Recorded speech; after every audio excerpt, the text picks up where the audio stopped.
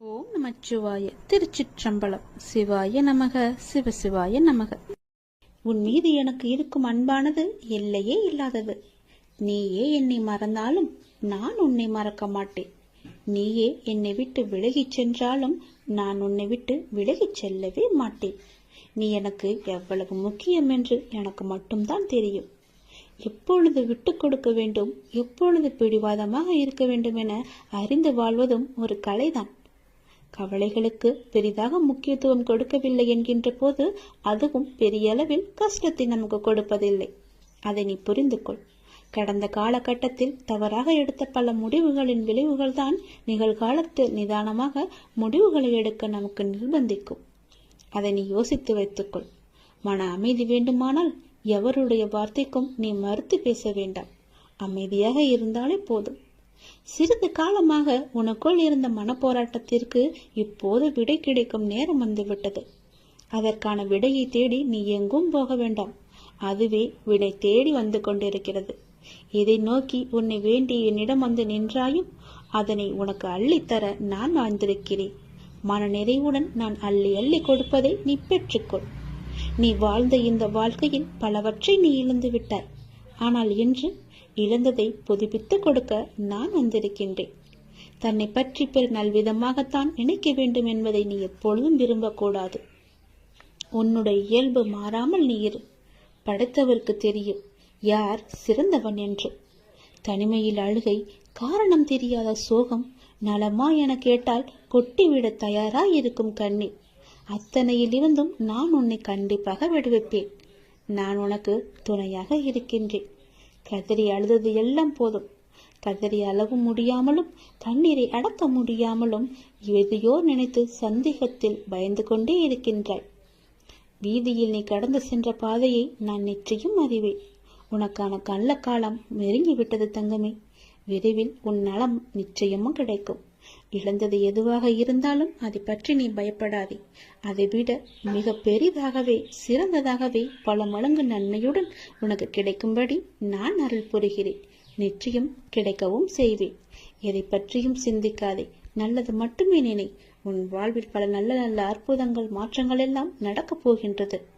என்னை சரணாகதி அடைந்தவர்கள் துன்பத்தில் விழும் தருவாயில் எனது 4 கரங்களையும் கொடுத்து அவனை மேலே எழச் செல்வேன். நான் அவனை முழுமையாக கண் இமை காப்பது போல காத்து கொண்டிருக்கிறேன். இந்த அப்பா நான் உனக்கு துணை இருக்கும் போது என்னை மீறி உன்னை எதுவுமே நெருங்காது. இறைவா, நடத்தியதும் நீ, நடத்தப் போவதும் நீ. இனி நடப்பவை அனைத்தும் நன்மையாக தருவதாக இருக்கட்டும் என்று நீ என்னிடம் கேட்டாய் அல்லவா? அது நடக்கப் போகிறது. நான் உனக்கு பல வாய்ப்புகளை கொடுத்தேன். அவற்றை எல்லாம் இழந்து விட்டாய். முதல் முறை கொடுத்த வாய்ப்பையும் நீ தெரியாமல் தவற விட்டு விட்டாய். இப்போது உன்னை தேடி 2வது வாய்ப்பு வரும். அதை நீ தவற விட்டு விடாதே. அதை பயன்படுத்தி கொண்டு தக்க சமயத்தில் நீ முன்னேற என்ன செய்ய வேண்டுமோ அதை நீ செய். நான் உனக்கு துணையாக இருக்கிறேன். தவறவிட்டு பிறகு நீ வருத்தப்படாதே. இந்த முருகன் உனக்கான வாய்ப்பை கொடுத்திருக்கிறேன். பிடித்துக்கொள். நல்லது நடக்கும். நீ வாழ்வில் முன்னேறுவாய். நீ வாழ்வில் எவ்வளவு கீழே சென்று விட்டாலும் உன்னை வெகு விரைவில் மேலே உயர்த்தி கொண்டு வரப்போகின்றேன். அதற்கு காரணம் நீ என் மீது வைத்திருக்கும் நம்பிக்கையின் பக்தியும் தான். இந்த சூழ்நிலையும் என்னுடைய அப்பா எனக்காக வருவார், என்னுடைய அண்ணன் எனக்காக வருவார், என்னுடைய குரு, நான் முழுமையாக நம்பியிருக்கும் என்னுடைய குரு எனக்காக வருவார் என்று நீ காத்திருக்கின்றாய் அல்லவா? உன்னை கைப்பிடித்து மேலே நான் உயர்த்தப் போகின்றேன். உன்னுடைய வாழ்க்கையை நான் மாற்றப் போகின்றேன். உன் நம்பிக்கையை காப்பாற்றப் போகின்றேன். மகிழ்ச்சியாக இரு என் செல்லமே. நீ நிச்சயம் உன்னுடைய வாழ்க்கையில் நீ உயர்ந்த நிலைக்கு வரப்போகின்றாய். உன்னுடைய வாழ்க்கையை நான் பிரகாசமாக மாற்றும் ஒரு வாய்ப்பு உனக்காக 2வது முறை வருகின்றது. ஒரு முறை நீ தவற விட்டு விட்டாய். மீண்டும் இதை விட்டு விடாதே. அதற்காக நீ கண்ணீர் வடித்ததும் நான் இன்னும் மறக்கவில்லை. முதல் வாய்ப்பு உன் கை நழுவி விட்டது என்று நீ வருத்தப்பட்டு கொண்டிருப்பது எனக்கு தெரிகிறது. 2வது வாய்ப்பை நான் உனக்கு தருகிறேன். இதை நீ சர்வ சாதாரணமாக நினைத்து தவற விட்டு விடாதே. இறுக்கமாக பிடித்துக்கொள். இந்த முறை நீ நிச்சயம் தவறவிட மாட்டாய் என்ற நம்பிக்கையில் இதை நான் உனக்கு தருகிறேன். உன் வெளிச்சத்தின் பேரொளியாய் நான் உன் இதயத்தினுள்ளே வந்து அமர்ந்துவிட்ட பிறகு எந்த இருளை கண்டு நீ ஏன் பயப்பட வேண்டும்? உனக்கு பயம் இருக்க கிடையவே கிடையாது. உனக்கு கிடைக்கப் போகும் பிரகாசத்தில், நான் ஏற்றிய தீபத்தின் பிரகாசத்தில் நீ மற்றவருக்கும் ஒளி தந்து நல்ல வழிகாட்டியாக நீ வாழப்போகின்றாய். நீ அனுபவித்த துன்பங்கள் எல்லாமே முடிவுக்கு வரப்போகின்றது. எப்படி சரியாக போகிறது என்று நீ மலைக்கும் விஷயங்கள் எல்லாம் ஒன்றுமில்லை என்னும் அளவிற்கு மாயமாக மறைந்து போகப் போகின்றது. கவலைப்படாதே, இந்த நிலை கூடிய விரைவில் மாறப்போகிறது. எப்படி வேண்டுமானாலும் வாழலாம் என்பது வாழ்க்கை இல்லை. இப்படிதான் நாம் வாழ்ந்தாக வேண்டும் என்று நீ ஒரு கோடு போட்டு வாழ்ந்து கொண்டிருக்கின்றாய் அல்லவா? அதற்கு பெயர்தான் சிறந்த வாழ்க்கை. வாழ்வில் நீ வெற்றி பெற வேண்டுமானால் பயனில்லாதவற்றை பேசி உன்னுடைய பொழுதை நீ வீணாக்காதே. பயனுள்ளதை பேசு, அல்லது மௌனமாக இருக்க பழகிக்கொள். அதுதான் உனக்கு நல்லது. வாழ்வில் எவ்வளவு முன்னேற நினைக்கின்றமோ அந்த அளவிற்கு பலரின் அர்த்தமற்ற பேச்சுக்களை நீ சகித்து கொண்டுதான் ஆக வேண்டும். வாழ்க்கையில் நீ மகிழ்ச்சியாக இருக்க என்ன செய்ய வேண்டும் என்று யோசிக்க வேண்டுமே தவிர அடுத்தவர் என்ன செய்து கொண்டிருக்கின்றார்கள் என்று நீ பார்க்கக்கூடாது. முதலில் உன்னை நீயே பார்த்துக்கொள். நாம் செய்வது சரியா தவறா என்று இருமுறைக்கு பல முறை யோசித்து செய். என் வார்த்தைகளை நீ கேட்பாய் என்ற நம்பிக்கையில் இத்தனை நாட்களாக நான் சொல்லிக் கொண்டிருந்தேன். இனியும் சொல்லுவேன், நீ கேட்பாய் என்ற நம்பிக்கையில். ஒரு முறை கொடுத்த வாய்ப்பை உனக்கு மறுமுறை தருகிறேன். யாருக்கும் இல்லாத வாய்ப்பு உனக்கு கிடைக்கப் போகிறது இரண்டாம் முறையாக. அதை நீ தக்க வைத்துக் கொள்ள வேண்டியது உன்னுடைய கடமை. கொடுப்பது என்னுடைய பொறுப்பென்றால் அதை தக்க வைத்துக் கொள்வது உன்னுடைய கடமை. நான் சொல்வது புரிகிறதா? கவலைப்படாதே, நான் இருக்கிறேன். உன்னோடு எங்குமே நான் இருப்பேன். உன்னுடைய எண்ணங்களும் உணர்வுகளும் சிந்தனைகளும் செயல்களும் நம்மை சுற்றி இருக்கும் மனிதர்களுக்கு நல்லது மட்டுமே நினைக்கும், நல்லது மட்டுமே செய்யும் எனில் நீ என்னை தேட வேண்டிய அவசியமே இல்லை. நீ நல்லது செய்வாய் என்றால் நான் உன்னை தேடி நானே வருகிறேன். நீ என்னை தேட வேண்டிய அவசியமே இல்லை. அதனால் எப்போதும் உனக்குள்ளேயும் உன்னிடமும் நல்லது செய்ய வேண்டும் என்ற எண்ணம் உனக்குள்ளே எப்பொழுதும் இருந்து கொண்டே இருக்க வேண்டும். மனதில் தேவையற்ற எண்ணங்களுக்கு எப்பொழுதும் நீ இடம் கொடுக்காதே. உன் எண்ணங்களை என்னிடம் செலுத்திவிட்டு உன் கடமைகளை மட்டும் நீ செய். உன் செயல்களுக்கு நானே பொறுப்பெடுத்துக் கொள்கின்றேன். உன்னுடைய பல பிரச்சனைகளுக்கு உடனடி தீர்வு வேண்டும் என்று என்னிடம் கேட்கின்றாய். அதற்கு நான் ஒரு வழி சொல்லவா? நான் சொல்வதை நீ ஏற்றுக்கொள்வாய் என்று நம்புகிறேன். அதற்கு உடனடி தீர்வு என்றால் மறதிதான். நல்லதோ கெட்டதோ எதுவாக இருந்தாலும் நடந்து முடிந்து விட்டது. அதை அனுபவித்து தீர்த்த பின் அதை நாம் மறந்து விட வேண்டும். எதுவும் நடக்காதது போல இருந்து கொண்டு புதிய ஒன்றை நாம் தேட வேண்டும். அந்த புதிய ஒன்று நம்முடைய ஆனந்தத்திற்கு நம்மை அழைத்து செல்வதாக இருக்க வேண்டியது அவசியம். அதை நீ மறந்துவிடக்கூடாது. நடந்து முடிந்ததை நினைத்து நீ வருத்தப்படவும் கூடாது. நம்மை விட்டு போய்விட்டதே என்று கவலைப்படவும் கூடாது. நிறைய விஷயங்களில் மறதி இல்லாததால் தான் நிம்மதி என்ற உணர்வு நம்மிடம் இல்லாமலே போகின்றது. எதிர்பார்ப்பு என்ற ஒன்று தோன்றி நிம்மதியை குலைக்கின்றது. ஏமாற்றம் என்ற பாதிப்பு நிலை நம்மை திசை திருப்பி நிம்மதி என்ற உணர்வை பறித்து கொள்கின்றது. கோபம், பழிவாங்கும் எண்ணம் போன்றவற்றை அது தானாகவே தூண்டிவிடும்.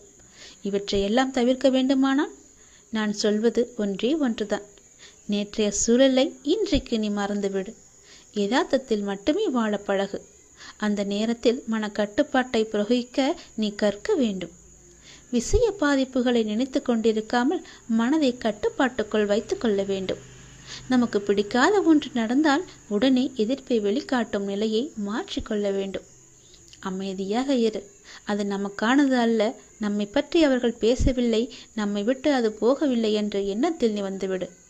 பழிவாங்குதல் போன்றவற்றை செய்வதை நீ தவிர்க்க வேண்டும்.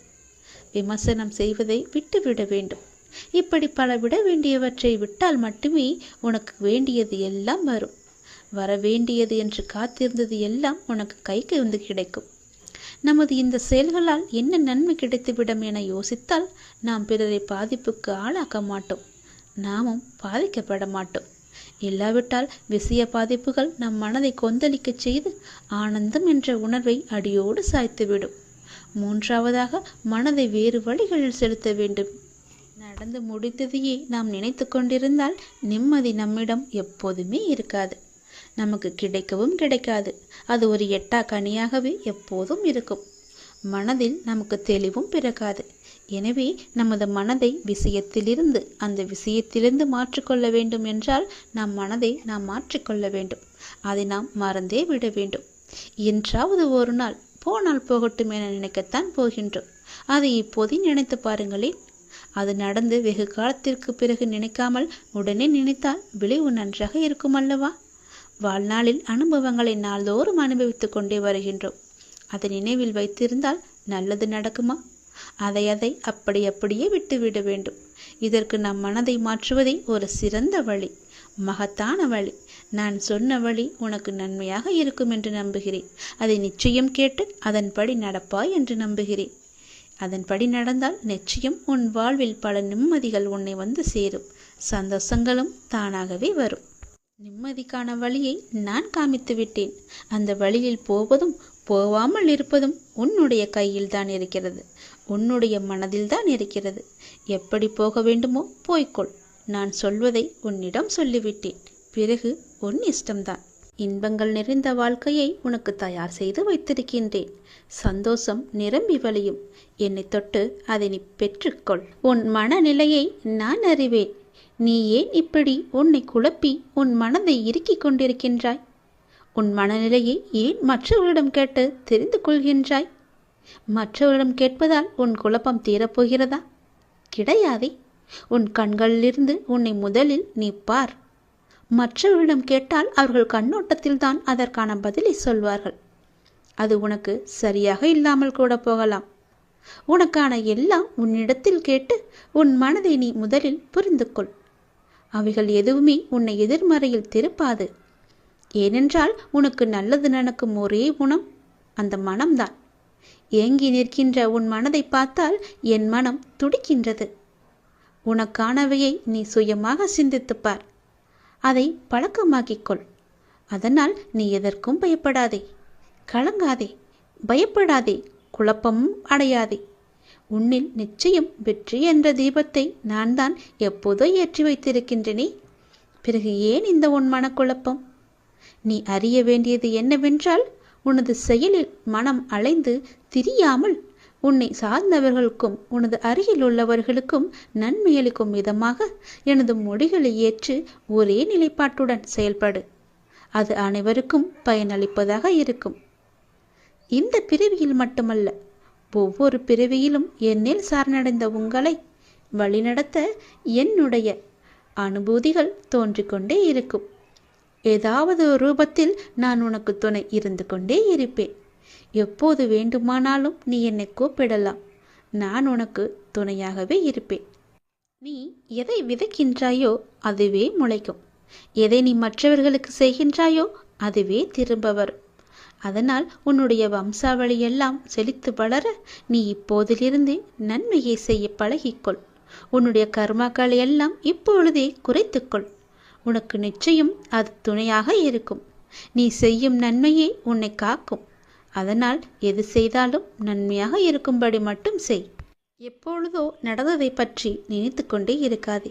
நடந்ததை நினைத்து நீ வருந்தியது எல்லாம் போதும். இனி நடக்கப் போகும் இன்பத்தை நினைத்து இப்பொழுதே சந்தோஷமாக இருக்க உன்னை பழகிக்கொள். ஏனென்றால் வரும் காலத்தில் நிறைய சந்தோஷங்கள் உனக்காக நான் அளிக்கப் போகின்றேன். நான் உனக்கு அளிக்கப் போகும் இன்பங்களை அனுபவிக்க நீ தயாராக இருக்க வேண்டாமா? வருகின்ற காலம் உனக்கு வசந்த காலமாக மாறப்போகின்றது. அதை நீ சந்தோஷமாகவே அனுபவிக்கப் போகின்றாய். எப்போதும் துன்பத்தையே நினைத்து கொண்டு இருப்பதால் இன்பங்களை நீ அனுபவிக்க மறந்து விட்டாய். சந்தோஷம் என்பது எப்படி இருக்கும் என்பதையே நீ மறந்து விட்டாய். இனி அந்த சந்தோஷ வாழ்க்கையில் நான் உள் நுழைய வைக்கப் போகின்றேன். அதற்குள்ளே சென்று பார்.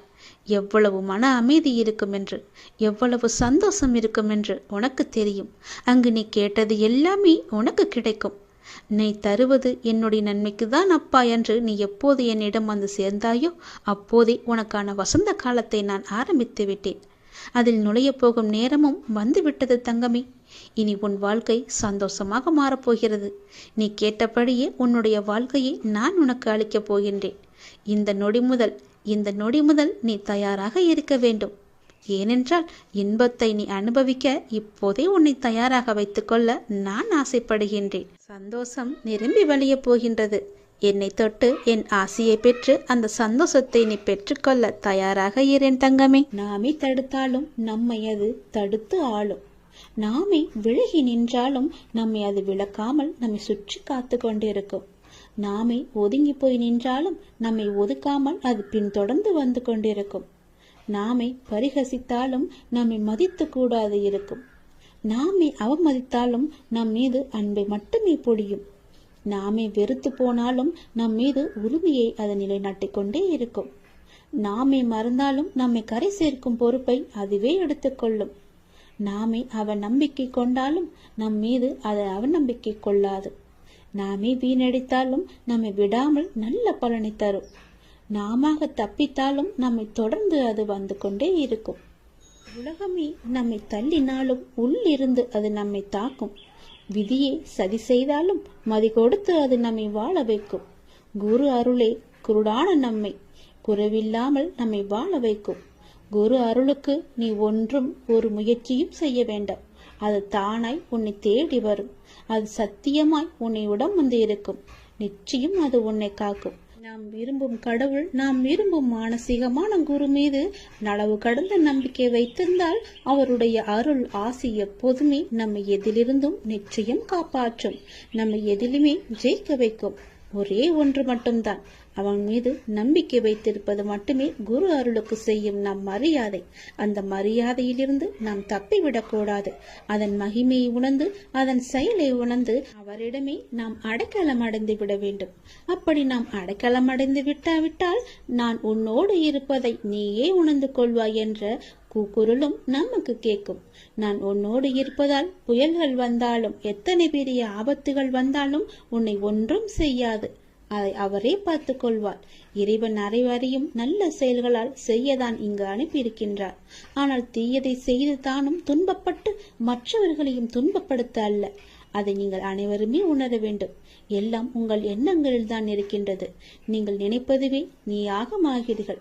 அதனால் நீங்கள் நினைப்பது நல்லதாக இருந்தால் உங்களுக்கும் நல்லது நடந்து கொண்டே இருக்கும். நான் உங்களை ஒருபோதும் ஒரு சூழ்நிலைக்கும் தனியாக அனுப்ப மாட்டேன். நான் உன் பின்னால் நடப்பதற்கும் உன் முன்னால் சென்று கொண்டிருப்பதற்காகவே நான் உன் துணையாக உன்னோடு வந்து கொண்டிருக்கிறேன். நீங்கள் இப்போது எந்த சூழ்நிலையை எதிர்கொண்டாலும் நான் உங்களுடன் இருக்கின்றேன் என்ற நம்பிக்கையுடன் இருங்கள். குருவின் அருள் உனக்கு எப்போதும் கவசமாய் காத்து கொண்டே இருக்கும்.